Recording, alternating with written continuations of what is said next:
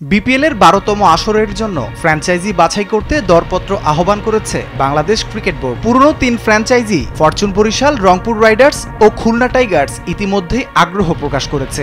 দীর্ঘ বিরতির পর কুমিল্লা থেকেও এসএস গ্রুপ কুমিল্লা ফাইটার্স নামে দরপত্র জমা দিয়েছে। রাজশাহী থেকে ২টি, চট্টগ্রাম ও নোয়াখালী থেকেও আগ্রহ প্রকাশ করা হয়েছে। এবার নির্বাচিত ফ্র্যাঞ্চাইজির সঙ্গে বিসিবি বিপিএলের ১২ থেকে ১৬তম আসর পর্যন্ত অর্থাৎ ৫ বছরের জন্য চুক্তি করবে, যাতে ফ্র্যাঞ্চাইজিগুলো পরিকল্পনা সাজাতে এবং মার্কেটিংয়ের জন্য সময় পায়। বিপিএলের ব্যবস্থাপনা উন্নত করতে আন্তর্জাতিক প্রতিষ্ঠান ইন্টারন্যাশনাল ম্যানেজমেন্ট গ্রুপ আইএমজির সঙ্গে ৪ বছরের চুক্তি হচ্ছে বিসিবির। ওয়ালটন এখন দেশের সীমানা পেরিয়ে পৌঁছে গিয়েছে ৫০টিরও বেশি দেশে।